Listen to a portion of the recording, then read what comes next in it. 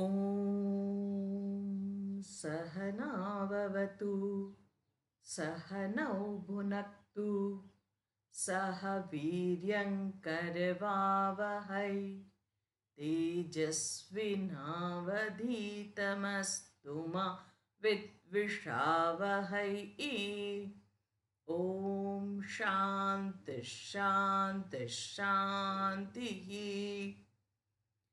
सर्ववेदान्तसिद्धान्त गोचरं तमगोचरं गोविन्दं परमानन्दं सद्गुरुं प्रणतोऽस्म्यहम्।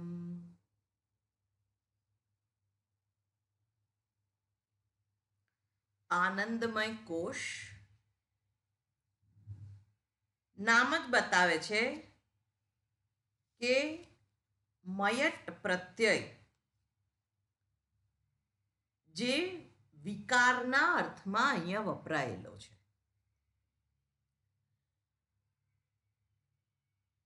વિકાર છે.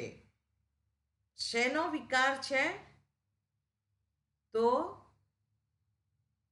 જે અવિદ્યા છે એનો વિકાર છે. અને એ આનંદમય, આનંદનો વિકાર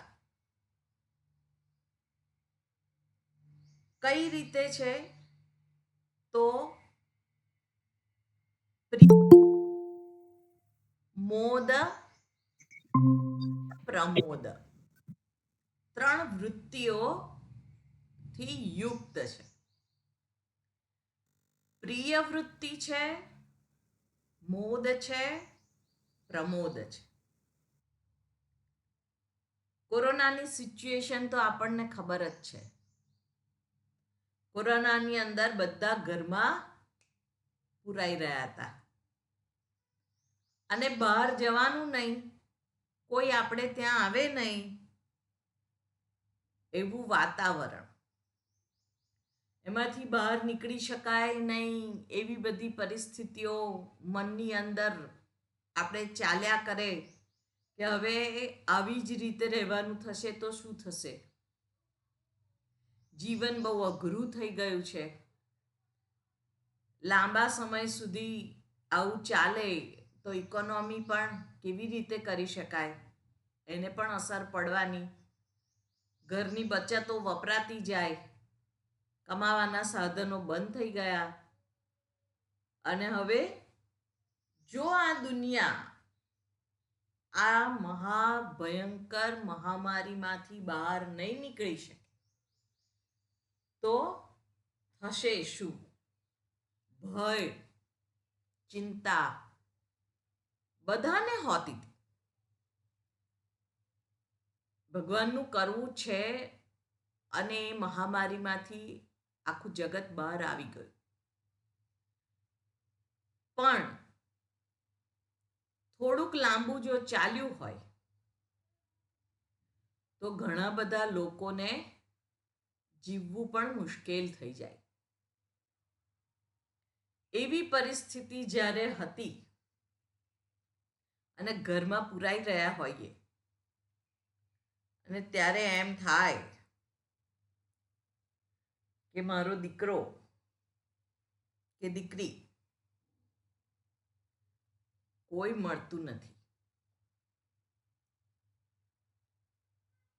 પણ એનો વિચાર કેવો છે? સુખદ છે. એ મિલનની ઘટનાનો વિચાર મારું પ્રિય પાત્ર છે એટલે એનો વિચાર સુખદ છે. એને પ્રિય વૃત્તિ કહેવામાં આવે છે.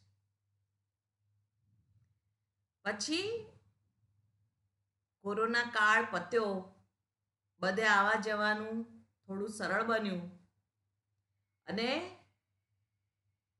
2 વર્ષે દીકરો આવે છે એવા સમાચાર મળ્યા.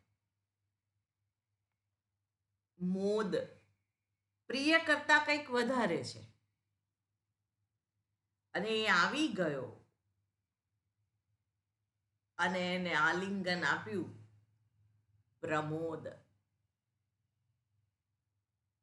પ્રિય, મોદ અને પ્રમોદ.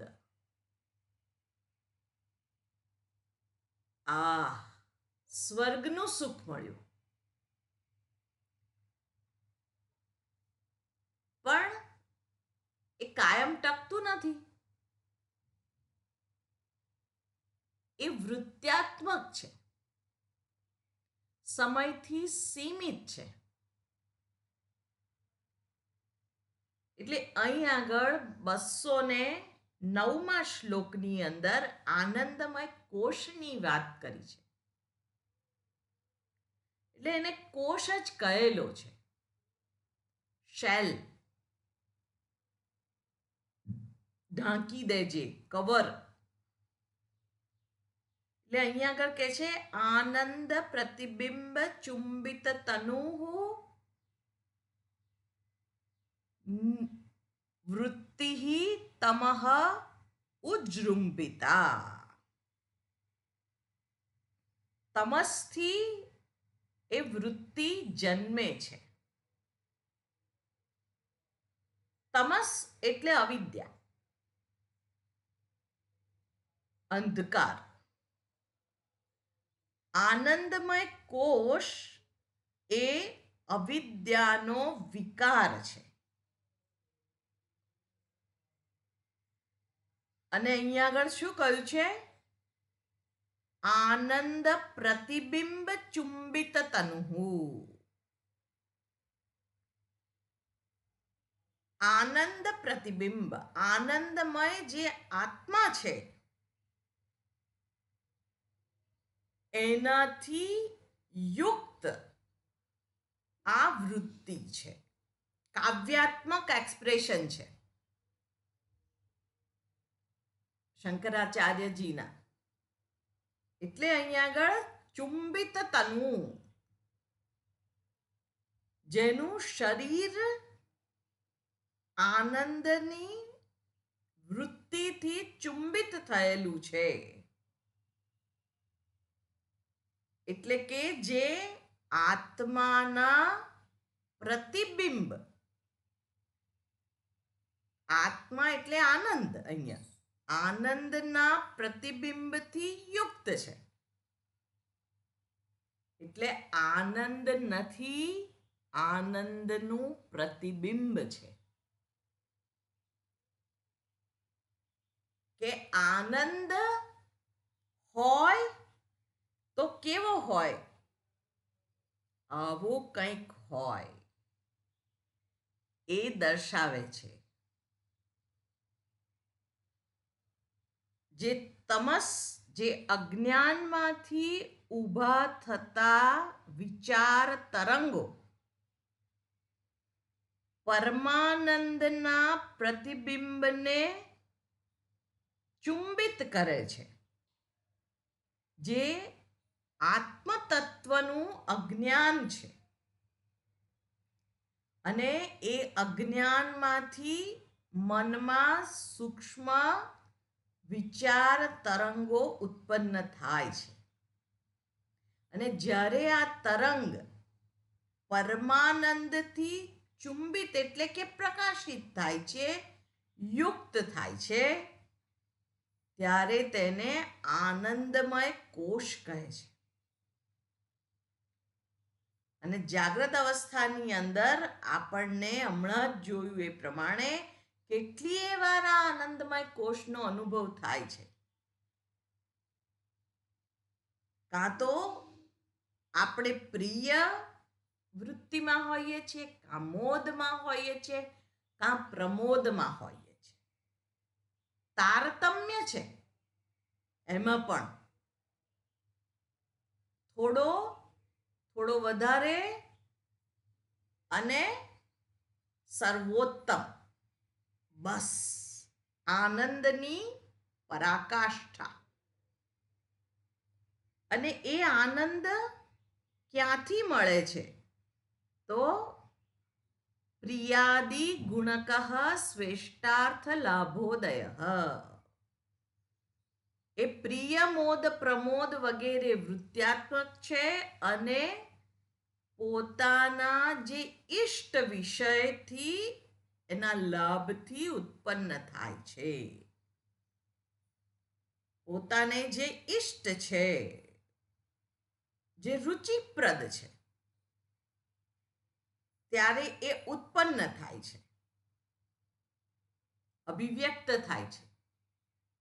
જે મને ગમે છે, જેને હું ઈચ્છું છું, જેને હું વાંચું છું, એવી પરિસ્થિતિ ઉત્પન્ન થાય, એવી વ્યક્તિ મળે, એવી વસ્તુ મળે, તો એ આનંદ સહજ રીતે જ ઉત્પન્ન થાય છે. અને પ્રતિકૂળતા મળે તો મોઢું બગડી જાય, ગુસ્સો આવે, હે, દુઃખ થઈ જાય, ચિંતા થવા લાગે. હવે શું થશે? આ જે મને બેચેન બનાવે છે, કોઈક રીતે ઉત્તેજિત કરે છે. ઉત્તેજના એટલે માત્ર કામોત્તેજનાને જ ઉત્તેજના નથી કહેવાતી. હું ક્રોધથી પણ ઉત્તેજિત થઉં છું, બિનસલામતીથી ઉત્તેજિત થઉં છું, ભયથી ઉત્તેજિત થઉં છું. જે મને બેચેન બનાવે છે, એ કેવી છે? તો એ મને રુચિપ્રદ વસ્તુ સામે આવે ત્યારે શાંત, પ્રિય, આનંદના રૂપમાં અભિવ્યક્ત થાય છે. અને પ્રતિકૂળતા જ્યારે પ્રાપ્ત થાય, સવાર સવારમાં ક્યાં મોડું જોયું? આ તો છે જ એવો કે એવી કે એવા, એ મારા આનંદમાં વૃદ્ધિ નથી કરતા. એટલે રુચિકર શ્રેષ્ઠાર્થ લાભોદય, પોતાના ઈષ્ટ વિષયનો કે વ્યક્તિનો કે પરિસ્થિતિની પ્રાપ્તિ થાય, લાભ થાય, ત્યારે આ આનંદમય વૃત્તિ ઉત્પન્ન થાય છે. પછી કહે છે આગળ, પુણ્યસ્ય અનુભવે વિભાતિ. પુણ્ય, સારા જે શુભ કર્મ કરેલા છે, એના અનુભવમાં, એટલે કે એ પુણ્ય કર્મના ફળ રૂપે જે અનુભૂત થાય છે, એ સુખદ પરિસ્થિતિ વિભાતિ, ભાસમાન થાય છે. આપણે જાણીએ છીએ કે જે સુખ છે, એ પુણ્ય કર્મના કારણે પ્રાપ્ત થાય છે. અને દુઃખ છે એ પાપ કર્મનું ફળ છે. એટલે જીવનમાં આપણને આવા અનુભવ થતા જ હોય છે. જીવનમાં ક્યારેક ક્યારેક એવી ક્ષણ આવે કે જ્યારે આપણે અકારણ પ્રસન્ન હોઈએ છીએ. ત્યારે આપણે કહીએ છીએ કે આ કોઈ પુણ્ય કર્મનું ફળ છે. અને કોઈ પરિસ્થિતિ ઊભી થાય ને આપણે દુઃખી થઈ જઈએ, આપણે કહીએ છીએ આ મારા જ કર્મના ફળ. કોઈક જન્મમાં પાપ કર્યા હશે, તે આવી રીતે મને પ્રાપ્ત થાય છે. આ પુણ્ય અને પાપ. પુણ્ય શું કરે છે? મનમાં શાંતિ, પવિત્રતા, પ્રસન્નતા એનો ઉદય થાય છે. અને પાપ એનાથી વિરુદ્ધ, અશાંતિ, બેચેની, હે, અપવિત્રતા, જેમાં મને મારા સ્વરૂપથી દૂર લઈ જાય છે. જે વેદના, જે દુઃખ, એ પાપનું ફળ છે. અહીંયા એક વસ્તુ જોવા જેવી છે કે વિપરીત પરિસ્થિતિ એ પાપનું ફળ નથી. પણ એ પરિસ્થિતિની અંદર મારા મનની જે સ્થિતિ છે, એ પાપ કે પુણ્યનું ફળ છે. બાકી લોકોએ ફેંકેલા પથરામાંથી પોતાની કુટિયા નિર્માણ કરી શકે એવી બધાની અંદર શક્તિ ભગવાને મૂકેલી જ છે. શું કયું છે એની ઉપર વધારે ધ્યાન હોય વ્યક્તિનું. સાચું હોય તો એને સ્વીકારીને ઇમ્પ્રૂવ થવાનું હોય, ખોટું હોય તો એની ઉપેક્ષા કરવાની. કયા ભક્તોના જીવનની અંદર વિપરીત પરિસ્થિતિઓ નથી આવેલી? પણ આ લોકો આમ કે છે સમાજે મારી સાથે અન્યાય કર્યો, હું તો ભગવાનનું ભજન કરું છું, હું કોઈને નડતો નથી કે નડતી નથી, તો પણ લોકો મારી ઉપર પથરા નાખે છે. આટલું સારું કામ કરું છું, ભક્તિનું, પુણ્યનું, ભગવાનને પ્રાપ્ત કરવાનો ઉદ્દાત મારો હેતુ છે. કોઈ સ્થૂળ સ્વાર્થ નથી, સૂક્ષ્મ સ્વાર્થ નથી. હું તો સર્વનું ભલું ઈચ્છું છું, અને તો પણ મારા જીવનની અંદર આટલી કઠિન પરિસ્થિતિઓ. આ લોકોનો વાંક, ગ્રહોનો વાંક, કા ઈશ્વરનો વાંક. ભગવાન જ આવું કરે છે. ભગવાનને શું નડે છે? હું તો એની આટલી ભક્તિ કરું તોય મને આવું. કોઈ ભક્તોએ આવા રોદણા રડ્યા નથી.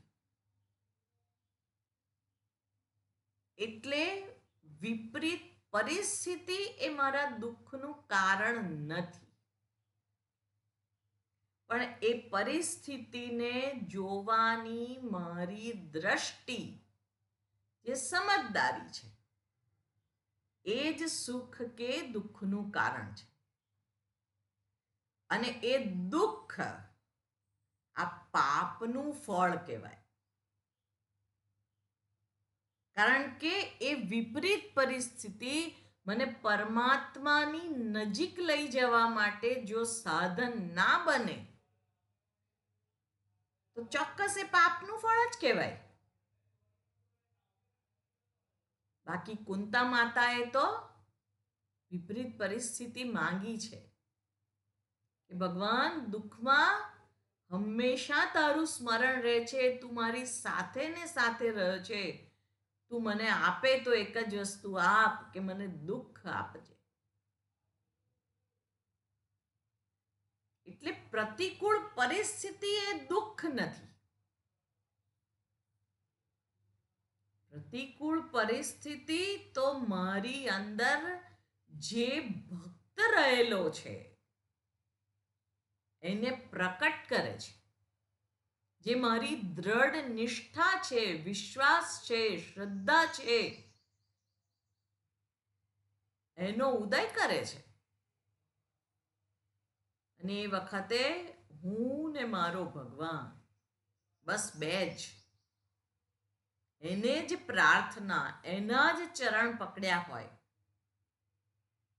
અને ઉપર કોણ ઉઠાવે? આ સંસારમાંથી એ જ ઉપર ઉઠાવે. તો એ પુણ્યનું ફળ છે.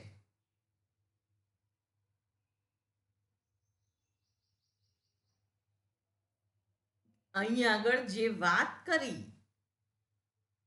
કે પુણ્યસ્ય અનુભવે વિભાતિ, પુણ્ય કર્મના પરિપાક રૂપે જે સુખનો અનુભવ થાય છે એને આનંદમય કોશ કહે છે. પણ આપણે થોડુંક વધારે જોયું કે પુણ્ય નહીં, વિપરીત પરિસ્થિતિમાં પણ મને જે ઈશ્વરના અનુગ્રહના દર્શન થાય છે, જે મારો પ્રેમ દિવસે દિવસે વધતો જાય છે, મારી શ્રદ્ધા વધતી જાય છે, એ પણ શેનું છે? પુણ્યનું જ ફળ છે, ભલે વિપરીત પરિસ્થિતિ છે. પછી આગળ કે છે કૃતિ નામાન, એટલે કૃતિ નામ આનંદ રૂપ સ્વયં ભૂત્વા, જે કૃતિ નામ એટલે ભાગ્યવાનોને આનંદ રૂપ સ્વયં, ભાગ્યવાનોને પોતાને, સ્વયં પોતાને, પુણ્યાત્માઓને પોતાને આ આનંદ સ્વરૂપ સ્વતઃ, સ્વયં પોતે જ પ્રગટ થાય છે. જે પુણ્યાત્મા છે. હમણાં જ જોયું આપણે, વિપરીત પરિસ્થિતિમાં પણ એનો આનંદ કોઈ છીનવી શકતું નથી, એની ભક્તિ કોઈ છીનવી શકતું નથી. એ પ્રેમ સ્વરૂપ ને કોઈ છીનવી શકતું નથી. એ શું છે? એ એનું આંતરિક બળ છે, એ આનંદ છે. આ આનંદમય કોષની વાત થઈ રહી છે. હા, આ બધું જ વિકારી છે, અવિદ્યાનો વિકાર છે. કારણ શું છે? કે જે સ્વરૂપ આનંદ છે એ આ નથી. છતાં પણ આ જે આનંદમય કોષ છે એ પણ ભાગ્યવાન પુરુષોને જ એનો અનુભવ થાય છે. એ પણ એટલું જ સત્ય છે. એ પુણ્યનું ફળ છે, એ આત્માના પ્રતિબિંબથી યુક્ત છે, અને પુણ્યાત્માઓ જે છે એટલે કે પુણ્યનું ફળ છે, એમાં આનંદ સ્વતઃ પ્રસૂત થાય છે. ને છેલ્લે કે છે સર્વ નંદતી યત્ર સાધુ તનુભૃન માત્ર પ્રયત્નમ વિના. તનુભૃત માત્ર. સર્વ, તનુ એટલે સર્વ શરીર, શરીર, સર્વ શરીરધારી જે સજ્જન છે, સાધુ પુરુષો છે, જ્યાં આગળ યત્ર એટલે જ્યાં, ત્યાં આગળ પ્રયત્નમ વિના નંદતી. આ સજ્જનો જે શરીરધારી છે એટલે કે પ્રાણી, પ્રાણન ક્રિયા કરે છે, એ સજ્જનોને કોઈ પણ પ્રયત્ન વગર, પ્રયત્નમ વિના, કોઈ પણ પ્રયત્ન વગર આનાથી આનંદ પ્રાપ્ત થતો રહે છે. શેનાથી? પુણ્ય કર્મના કારણે પૂર્વજન્મમાં જે કરેલા છે એમના પરિણામ સ્વરૂપ જે સદવાસના ઉત્પન્ન થાય છે, અને એ વાસના જનિત આનંદ છે. આ સાત્વિક વાસનાઓ, ઉદ્દાત વાસનાઓનું જો આપણા મનમાં પણ આધિક્ય હોય, ત્યારે આપણું મન પણ આપણે જોઈએ છીએ કે કેવું પ્રશાંત થતું જાય છે. મનમાં પ્રશાંતિ હોય તો સ્વભાવતઃ એનો આનંદનો અનુભવ પણ અધિકાધિક મળે છે આપણને. અને આપણે જોયેલું છે તૈત્તરીય ઉપનિષદની અંદર આનંદની મીમાંસા બતાવેલી છે, તારતમ્ય આનંદ બતાવેલો છે. અને અને એની અંદર સર્વોચ્ચ આનંદ જે બતાવેલો છે એ કૌપીનધારી એક વૃક્ષની નીચે બેઠેલા આત્મજ્ઞાની મહાપુરુષનો આનંદ છે, કે જે બ્રહ્માજીનો આનંદ છે, એ આનંદ જે સર્વોત્કૃષ્ટ આનંદ બતાવ્યો છે ત્યાં આગળ. મનુષ્ય આનંદ, પછી ગંધર્વ, દેવ, એવી રીતે તારતમ્ય 100 ગણો વધારે બધાનો આનંદ બતાવ્યો છે. અને સર્વોત્કૃષ્ટ આનંદ, આનાથી 100 ગણો આનો, આનાથી 100 ગણો આનો, એવી રીતે બ્રહ્માજીનો. અને એ જ આનંદ સો કામહત સ અકામહત, ત્યાં એક શબ્દ પ્રયોગ કરેલો છે, અકામહત. કામનાઓથી જે હણાયેલો નથી. આપણે તો કંઈક મનની અંદર કીડો સરવાળ્યો, જોયું કંઈક ઘાયલ, સાંભળ્યું ઘાયલ, અહીંયા જવા જેવું છે. હા, સાચી વાત છે, બહુ સુંદર, આટલું સુંદર તો મેં કોઈ દિવસ જીવનમાં જોયું જ નથી. ચાલો ઉપડ્યા.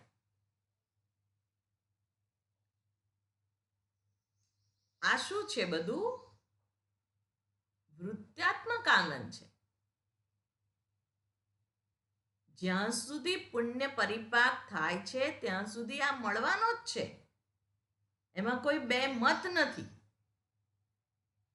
પણ છતાંય એ આત્મામાં સ્થિતિ નથી, આત્માનંદ નથી, એ જાણવું જ રહ્યું. તો જાતને જ પ્રશ્ન પૂછવાનો કે ક્યાં સુધી દોડવાનું છે? આ અનિત્ય આનંદ પાછળ ક્યાં સુધી દોડવાનું છે? ક્યારે પોતાની જાત સાથે શાંતિથી બેસીશું? ક્યારે એની સાથે વાર્તાલાપ કરીશું?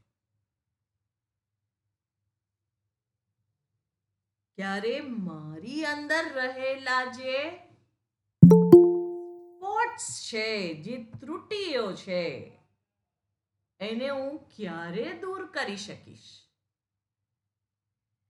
તો એ શું છે?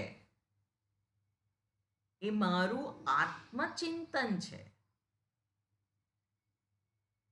બાકી તો અહીંયા ગયા, ત્યાં ગયા, આ આનંદ માણ્યો, પેલો આનંદ માણ્યો. આનંદ બહારના જગતમાં જ દેખાય, અને પછી દોડી દોડીને અંતર તો કપાતું નથી. ક્યાં પહોંચ્યા? પેલા ઘાંચીના બળદની જેમ ત્યાંના ત્યાં ચાલ્યા, આખી જિંદગી ચાલ ચાલ જ કર્યું એણે. અંતર કેટલું કપાયું? જરાય નહીં. આપણે પણ આ જીવનમાં પુણ્ય કર્મ કર્યા છે.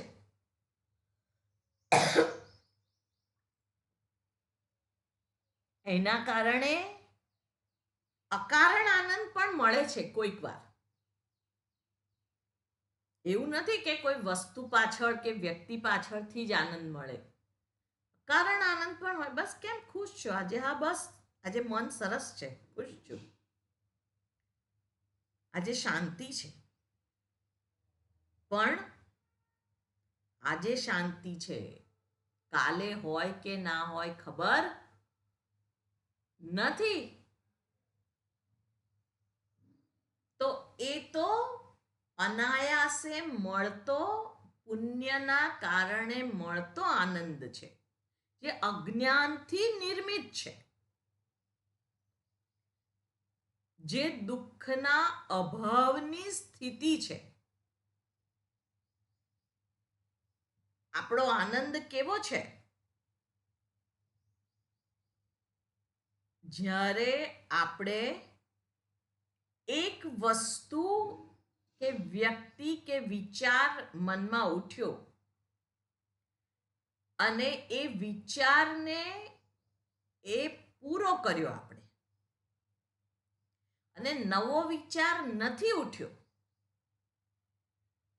એની વચ્ચેની ક્ષણ જેમાં આપણે હાશ કહીએ છીએ,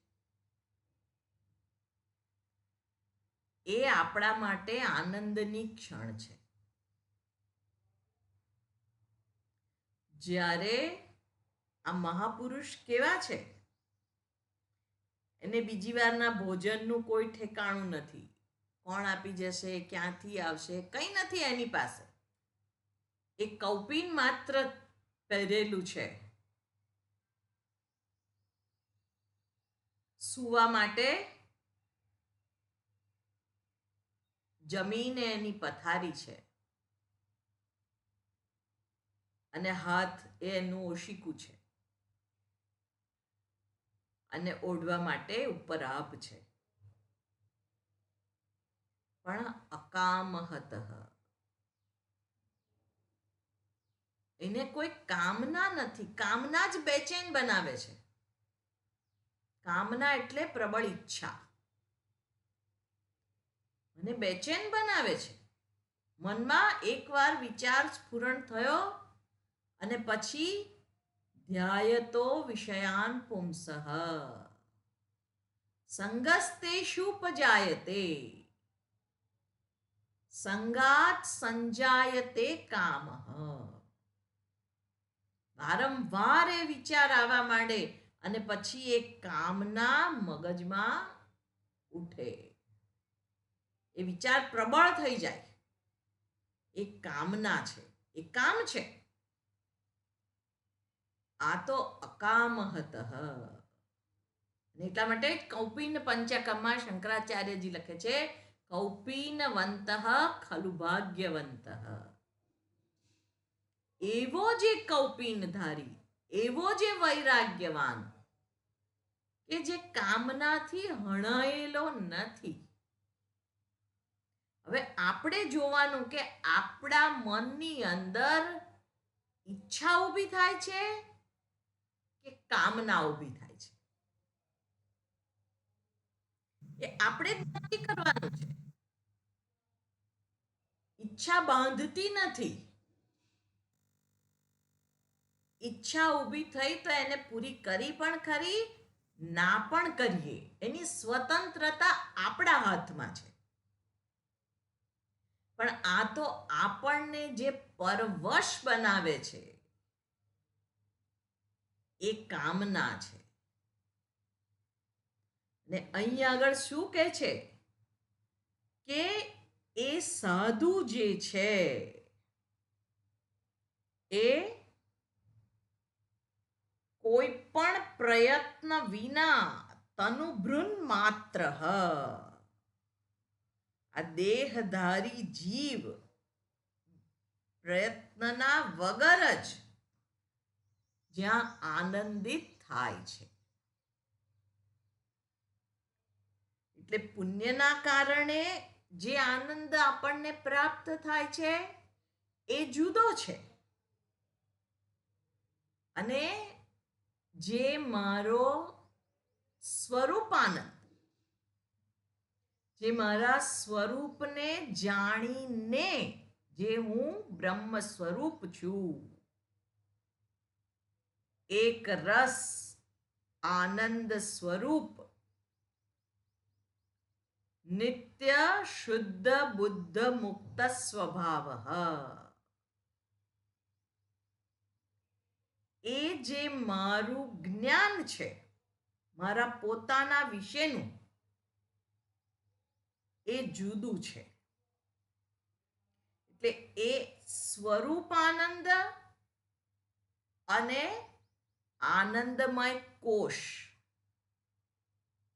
એ બંનેનો તફાવત અહીંયા દર્શાવે છે.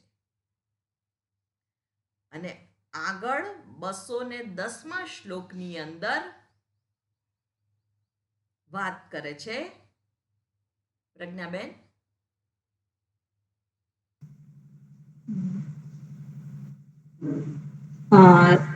ગાઈ શકાશે કે એમ જ આ ગાવું? ગાઈ શકાશે. આપણે ઓલા ભગવદ્ ગીતા જેવો હા આનંદમય કોશસ્ય સુષુપ્તૌ આનંદમય કોશસ્ય સુષુપ્તૌ સ્ફૂર્તિરુત્કટા એવી સ્વપ્ન જાગર યોરીશ યોરીશ ઈશત પછી ઈષ્ટ થી લેવાનું ને હા સ્વપ્ન એટલે સંધિ જાગર ના છૂટી પાડીએ તો પછી આપણે કન્ટિન્યુ બોલવાનું હા સ્વપ્ન જાગર યોરહસ ઈસદિષ્ટ સંદર્શિનાદિના. બરોબર ગવાય? ના સ્વપ્ન જાગર યોરીશદ ત્યાં સુધી આવે ઈષ્ટ સમદર્શન આદિના હા સ્વપ્ન જાગર યોરીશ ઇષ્ટ યોરીશત ઈશત યોરીશત હા સ્વપ્ન જાગર યોરીશત ઇષ્ટ સંદર્શનાદિના. બરાબર ફરી વાંચજો. આનંદમય કોશસ્ય સુષુપ્તૌ સ્ફૂર્તિરુત્કટા સ્વપ્ન જાગર યોરીશત ઇષ્ટ સંદર્શનાદિના. આનંદમય કોશસ્ય સુષુપ્તૌ સ્ફૂર્તિરુત્કટા સ્વપ્ન જાગરયોઃ ઈશત ઇષ્ટ સંદર્શનાદિના. જે આનંદમય કોષ છે તે શું છે? સુષુપ્તૌ સ્ફૂર્તિરુત્કટા. સુષુપ્તિની અંદર એ સંપૂર્ણ માત્રામાં સ્ફુરિત થાય છે. આપણે બધા જ જાણીએ છીએ, આપણો બધાનો અનુભવ છે. સુષુપ્તિની અંદર કેટલો આનંદ છે? સંપૂર્ણ આનંદ. ત્યાં ના કોઈ ભય, ના કોઈ ચિંતા, કારણ કે મન બુદ્ધિ લય પામ્યા છે, ઇન્દ્રિયો લય પામેલી છે, પોતપોતાના સ્થાનમાં છે. એ બધા જ ગોલકમાં ગોઠવાઈ ગયા છે બરાબર. એટલે ત્યાં આગળ શું થાય છે? પૂર્ણતઃ આનંદમય કોષ અભિવ્યક્ત થાય છે.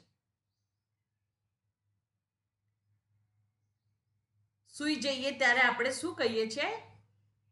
સુખેન મયા નિદ્રા અનુભૂય. મારા વડે સુખપૂર્વક નિદ્રાની અનુભૂતિ થઈ. ક્યારે કહીએ છીએ? જાગીને કહીએ છીએ. જાગ્યા પછી આપણે કહીએ છીએ ને સરસ ઊંઘ આવી આજે તો. કેટલી સરસ!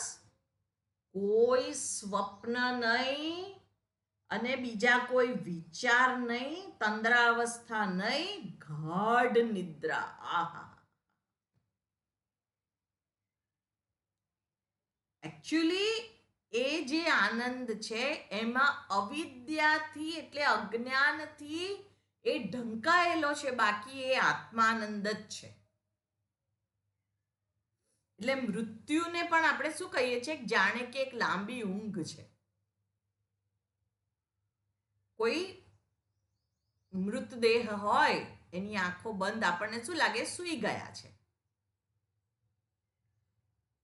એ એક લાંબી ઊંઘ જ છે. અને જ્યારે એને બીજો પુનર્જન્મ લેવાનો હોય ત્યારે એ આંખ ખોલે છે. જેવી રીતે આપણે સૂઈને ઉઠીએ એવી રીતે એ પણ બીજી યોનિમાં કે બીજા શરીરની અંદર એની આંખ ખોલે છે. એટલે જ ભગવદ્ ગીતામાં કહે છે ને, વાસાંસી જીર્ણાની યથા વિહાય નવાની ગૃહ્ણાતિ નરોપરાણી તથા શરીરાણી વિહાય જીર્ણાની અન્યાની સંયાતિ નવાની દેહી. એટલે જે સુષુપ્તિ છે એ શું છે? આનંદમય કોષની પૂર્ણતયા અભિવ્યક્તિ છે. કોષ કહું છું, હા. સ્વરૂપની અભિવ્યક્તિ નથી, કારણ કે એ સમયથી સીમિત છે. આપણે એમાંથી જાગીને તરત આ જગતમાં આવીએ છીએ એટલે તરત જ એ ચિંતા, ભય વગેરે આપણી સાથે હોય જ છે.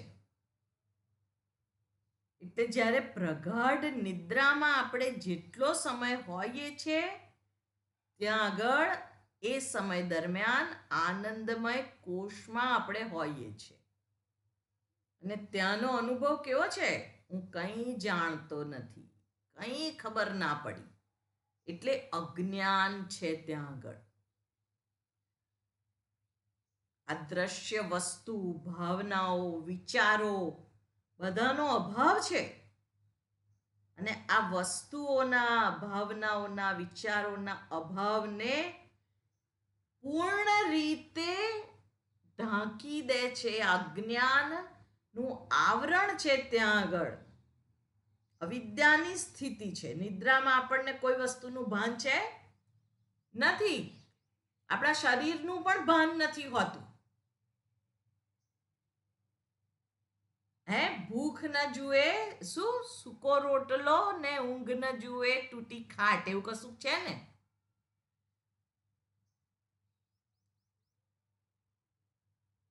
ખબર નહીં, મને તો બહુ હા. પ્રજ્ઞાબેનને હા ખબર છે, હશે. ભૂખ ન જુએ સૂકી, હા એવું કંઈક છે, અને ઊંઘ ન જુએ તૂટી ખાટ. હા એવું છે. એટલે ઊંઘી ગયા. હા જ્યોત્સનાબેનને ખબર હશે. હા એ મને ખબર છે. ઊંઘ ના જુએ ઓટલો ને ભૂખ ના જુએ રોટલો. હા, અચ્છા. એવું એવું મને યાદ છે. હા, એ તૂટી ખાટ વાળું પણ છે એક. હા હા. છે, મને એ યાદ પણ છે. આવ્યું અત્યારે. પણ એ રોટલા વાળું યાદ નથી આવતું. અમારા પ્રસંગોમાં એ શબ્દ બોલાતો હતો. હા, એટલે એ આપણે ગુજરાતીમાં કહેતા હોય છે. હા, હા. જ્યોત્સનાબેન વાળું મને ખ્યાલ છે. હા, એટલે એ પણ મને પણ ખ્યાલ છે. પણ આમ એટલે સુષુપ્તિની અંદર સંપૂર્ણ રીતે આપણું શરીર ક્યાં છે એનું પણ આપણને ભાન નથી હોતું. આપણે બહારથી બહુ જ થાકીને આવ્યા હોઈએ, કોઈ કે આ ચાદર તમે 15 દિવસ ગયા હતા મેં બદલી નથી, હું બદલી આપું, જરાય નહીં ચાલશે, નહીં ધોઈ લો, નથી નવું અત્યારે તો નહીં જ, કાલે સવારે નહીશ, કારણ કે બહુ જ થાકી ગયો છું, હવે ઊંઘી જવું છે. 4-5 દિવસે રાતે ઊંઘ આવી જ નથી. ત્યાં અજાણી જગ્યા હતી, 4 દિવસના ઉજાગરા છે અને દિવસે બધે ફરતા હતા. હવે તો સૂઈ જવું છે, બસ ઘર આવી ગયું છે. આપણે કંઈ જોતા નથી એ વખતે, બસ ઊંઘી જવું છે. કેમ? ત્યાં સુખની અનુભૂતિ છે, પણ એ સમયથી સીમિત છે. એટલે જ્યાં આગળ આ વિચારોનો શરીરનું પણ આપણને અભાવ છે. એક ચોકીદારને એક જણાએ સૂઈ ગયા હતા તો ખુરશી, પોતાની જ ખુરશીમાં બાંધી દીધા, તો એને ખબર ના પડી. પછી સવારે પેલા માલિકે કહ્યું કે આ તમે ઊંઘતા હતા એટલે તમને બાંધી દીધા. તો પેલા ચોકીદારે સરસ વાત કરી. એ કે છે કે તમે ભલે મને છૂટો કરો નોકરીમાંથી, મને વાંધો નથી, પણ જે ચોકીદાર આવશે એ ઊંઘશે જ. કારણ શું છે? આપણા જ સુખ સ્વરૂપમાં જવાની આપણને સહજ વૃત્તિ છે, એટલે આપણે સૂઈ જ જઈએ છીએ. એટલે અહીંયા સુષુપ્તિની વાત કરી છે કે આનંદમય કોષનું ઉત્કટ સ્વરૂપ પ્રગટીકરણ, પૂર્ણતઃ પ્રગટીકરણ, સ્ફૂર્તિ પ્રગટ થાય છે, સ્ફુરિત થાય છે ત્યાં આગળ સુષુપ્તિની અંદર. અને સ્વપ્ન જાગરયોહો ઈશત ઇષ્ટ સમદર્શનાદિના.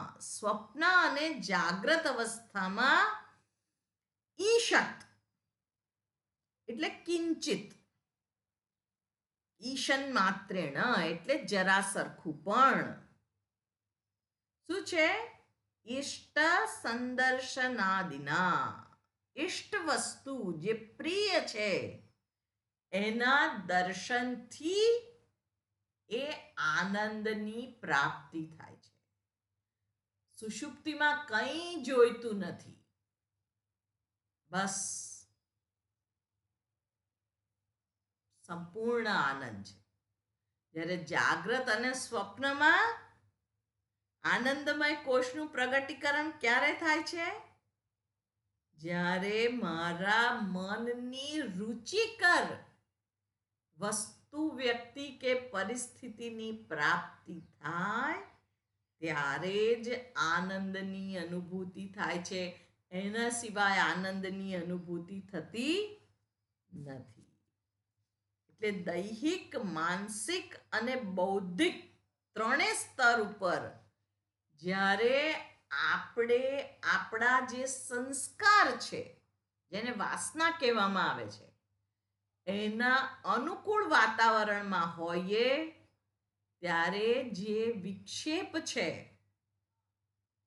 મનમાં, બુદ્ધિમાં, શરીરમાં જે વિક્ષેપ ઉઠે છે એ વિક્ષેપ શાંત હોય છે, પ્રશાંત હોય છે. અને એટલા માટે પ્રસન્નતાની એક લહેર આપણી અંદર ઉઠે છે.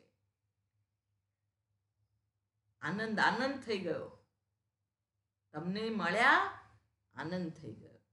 આટલો સરસ પવન આવે છે, આહા, આનંદ થઈ ગયો. સામે હિમાલય દર્શન થાય છે, આનંદ થઈ ગયો. વાહ, કંઈક નિમિત્ત છે જાગ્રતમાં, સ્વપ્નમાં.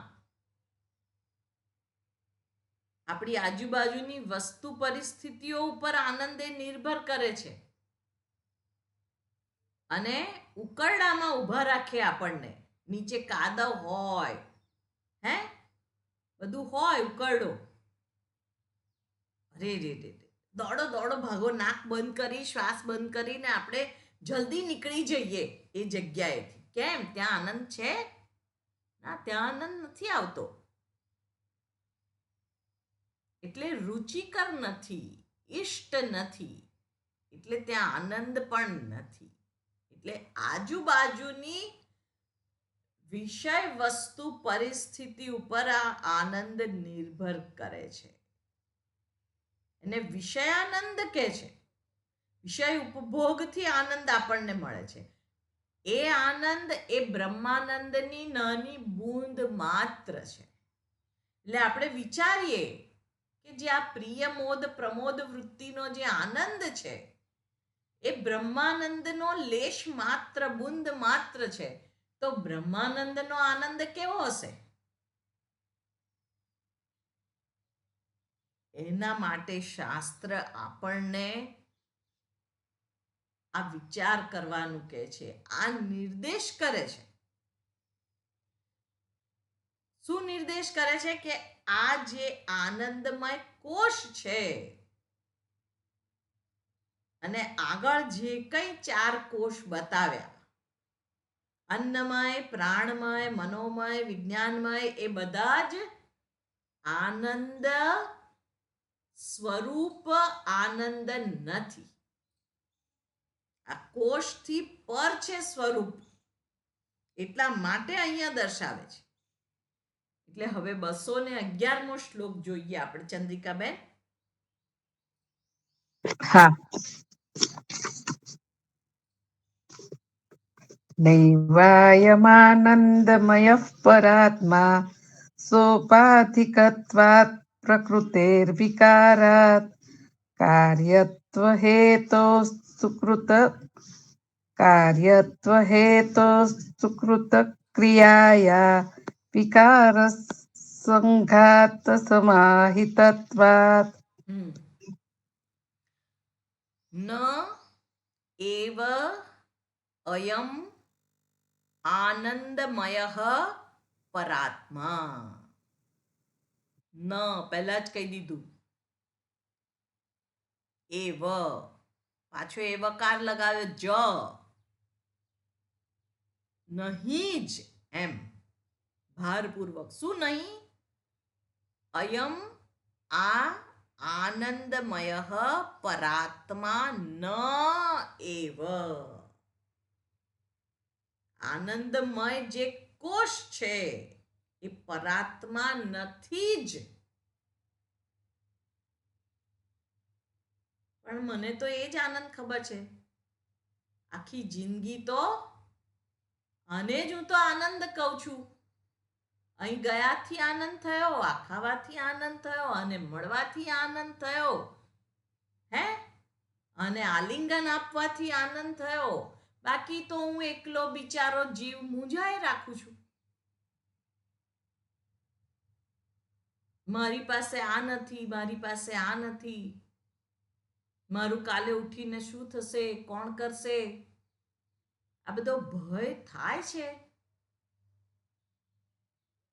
તો બીજા આનંદને તો હું જાણતો જ નથી. અને તમે કહો છો કે આ તો હું નથી.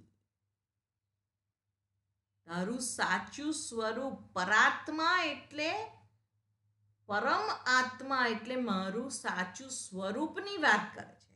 કોઈ એવો બીજો કાલ્પનિક આત્મા નથી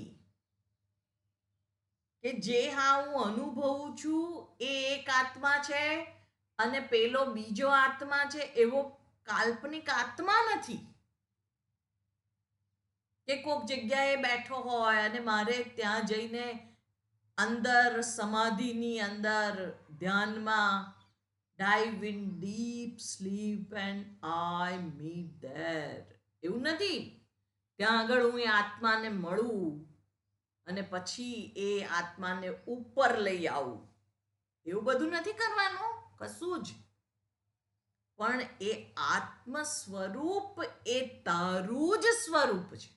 હા, ધ્યાન સમાધિ એના માટેના સાધન છે, ઉપયોગી સાધન છે. પણ એનાથી આત્માની પ્રાપ્તિ થાય કે કોક બીજો આત્મા છે અને આવું કરવાથી મળી જાય, રસ્તે ચાલતા ચાલતા કોક મળી જાય, એવી રીતે આવું કરતા કરતા એનો ભેટો થઈ જાય, એવું નથી. એ તારું સ્વરૂપ છે, તારાથી જુદો નથી, તારાથી બીજો નથી, એવું શાસ્ત્ર કહેવા માંગે છે. એટલે અહીં આગળ કહે છે કે આનંદમય, આ જે આનંદનો વિકાર છે એ પરમાત્મા નથી જ, જકાર છે. એ ભારપૂર્વક કે છે. કેમ? તો એના કારણ આપે છે. સોપાધિકત્વાત. એ આનંદ કેવો છે? ઉપાધિ યુક્ત છે. એટલે કંઈક એના માટે નિમિત્ત છે. આ આવ્યા એટલે આનંદ થયો, એ નિમિત્ત બન્યા. આ ખાધું એટલે આનંદ થયો, આ જોયું સાંભળ્યું એટલે આનંદ થયો. બહુ જ ઉત્કટ એને મળવાની ઈચ્છા હતી ને એને આલિંગન આપ્યું, એના સ્પર્શથી આનંદ થયો. થાય છે આનંદ, પણ એ નિમિત્તનો આનંદ છે. આવું થયું માટે થયો, એટલે સોપાધિકત્વાત. પછી કહે છે કે પ્રકૃતે હે વિકારાત. પ્રકૃતિનો વિકાર છે. પ્રકૃતિની સૂક્ષ્મ અભિવ્યક્તિ છે. એની શું છે? તો સ્થૂળ અભિવ્યક્તિ છે કર્મ. અને એ કર્મથી જે કંઈ વાસના પૂરી થાય છે, આપણી ઈચ્છા કામના પૂરી થાય છે, એનાથી જે સૂક્ષ્મ હાશ થાય છે એ આનંદમય કોષ અંતર્ગત છે. એટલે કે પ્રકૃતિનો વિકાર છે. પ્રકૃતિ એટલે કે માયા લઈ શકીએ અહીંયા આપણે. માયાનો વિકાર છે આનંદમય કોષ. આ બધું માયા અંતર્ગત જ આવે છે. સત્વ રજસ તમસ 3 ગુણો છે અને એનાથી ઉત્પન્ન થાય છે એ બધું માયા અંતર્ગત છે. એટલે પ્રકૃતે હે વિકારાત. પછી કે છે કાર્યત્વ હેતો હો, કાર્યનું પરિણામ છે. એ તો આપણે હમણાં જ જોયું અને આપણો અનુભવ પણ એ જ કે છે કે આનંદ કંઈક કરીએ તો મળે છે. કાર્યનો વિકાર છે. કાર્યત્વ હેતો હો સુકૃત ક્રિયાયા, અને પાછા ગમે તેવા કાર્ય નહીં, ગમે તે કર્મો કરીએ ને આનંદ થાય એવું હોતું નથી. ચોરી કરીએ તો આનંદ નથી થતો, ભય લાગે છે, ભાગીએ છે આપણે. કેમ? ભયથી ભાગીએ છે, આનંદથી ભાગીએ છે? ના, આનંદ હોય તો ભાગવાની જરૂર જ નથી, ત્યાં ઊભા ઊભા જ ખુશ થાવ. ના, પણ આપણે ભાગી જઈએ, એથી કોઈ પકડી લેશે, મારશે, આ જે ચોર્યું છે એ ઝૂંટવી લેશે. અનેક પ્રકારના ભય છે. એટલે કર્મ પણ કેવા હોવા જોઈએ? શુભ કર્મ હોવા જોઈએ. સુકૃત ક્રિયાયા,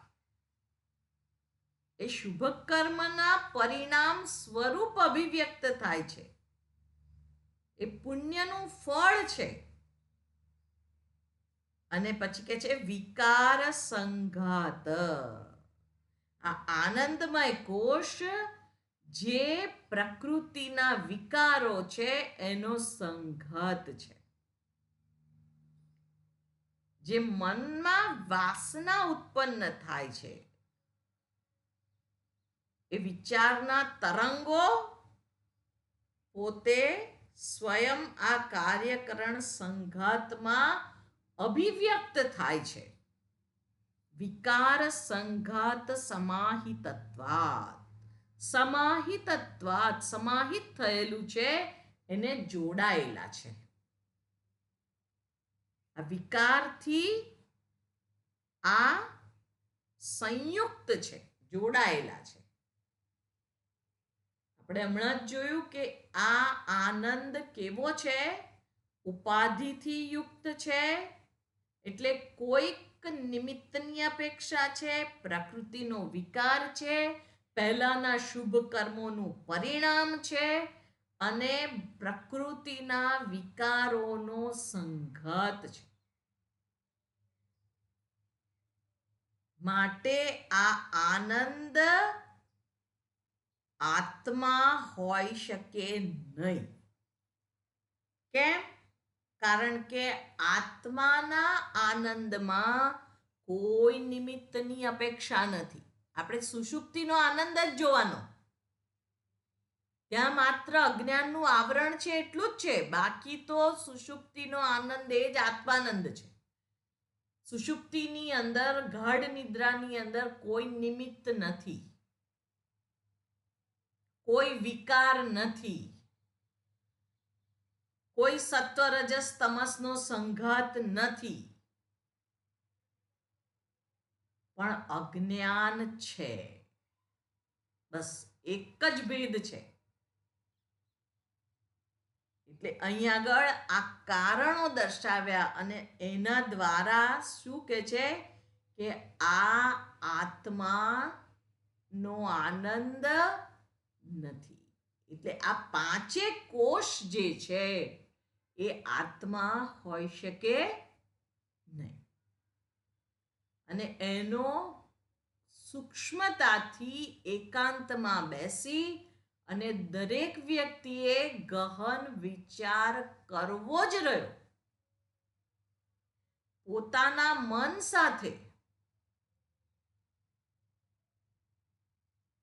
અને એક પછી એક અન્નમય કોષ એને જોવો રહ્યો, એને સમજવો રહ્યો, પછી એનો નિષેધ કરવો રહ્યો કે આ આત્મા નથી. એવી રીતે મનોમય કોષ, વિજ્ઞાનમય કોષ, આનંદમય કોષ, બધાનું વિશ્લેષણ પોતે જાતે કરવું આ ચિંતન છે. અને એ ચિંતન વગર આ જ્ઞાન પોતાનું થતું નથી.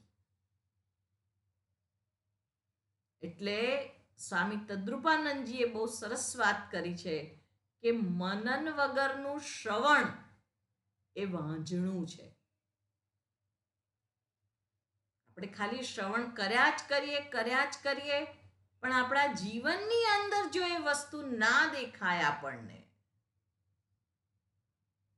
તો જાણવું જોઈએ મનનની, નિધિધ્યાસનની આવશ્યકતા છે.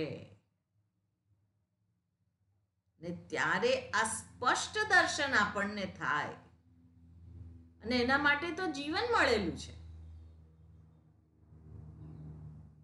આપણે આપણા ધ્યેય માટે કેટલા જાગૃત છીએ એ દરેક વ્યક્તિએ ઇન્ડિવિજ્યુઅલ પોતે વિચારી અને જે કંઈ ખૂટતું હોય એની દિશામાં પગલાં લેવા જરૂરી છે. આ આત્મચિંતન માટે આ શાસ્ત્ર અધ્યયન છે કે આત્મા કઈ આ શાસ્ત્ર અધ્યયનથી બહાર પડ્યો છે અને એના પુણ્યથી અંદર આવશે એવું નથી.